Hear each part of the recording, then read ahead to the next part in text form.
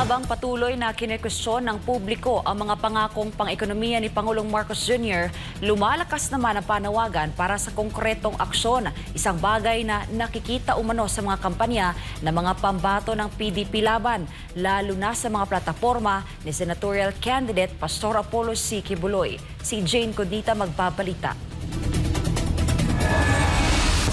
Sa kabila ng paulit-ulit na pahayag ni Pangulong Ferdinand Marcos Jr. na dumarami raw ang mga dayuhang nais mamuhunan sa bansa, ay ramdam pa rin ng marami ang kawalan ng konkretong resulta mula sa kasalukuyang gobyerno.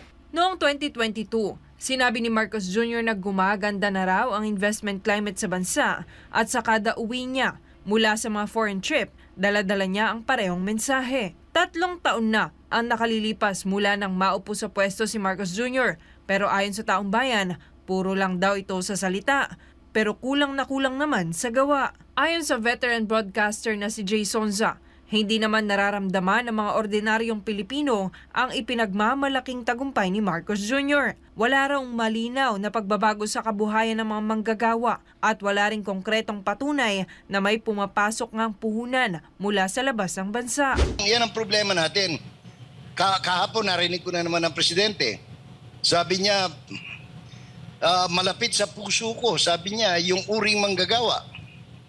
Kaya ang gobyernong ito, ang administrasyong ito ay gagawa ng mga paraan para matutukan yung kalagayan ng mga manggagawa. Ganda pakinggan. Asa na sir? Asa ng piso? Asa ng sentimo? Yun ang tanong ng manggagawa eh. Puro kasabihin mo, you are concerned with us, but you are not showing any.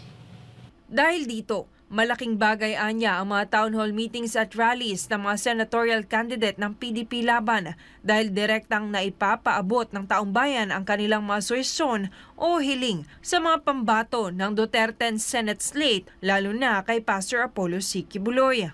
Ayon pa kay Sonza, nakaredy na ang mga panukalang batas ni Pastor Apollo Quiboloy na agad isusulong sakaling maupo siya sa Senado, lalo na sa sektor ng agrikultura. Nakaredy na yan eh, nakaredy na yung mga panukalang batas ni Pastor. Yung pagtatayo ng mga post-harvest facilities, yung paggabay sa kanila sa pagbebenta ng mas magandang presyo ng kanilang ani.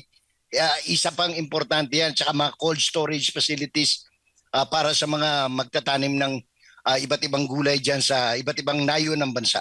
Sabi pa ni Sonza, ang pagkakaiba ni Pastor Quiboloy sa ibang mga kandidato. So, these are the things na tangible eh, nakikita mo eh.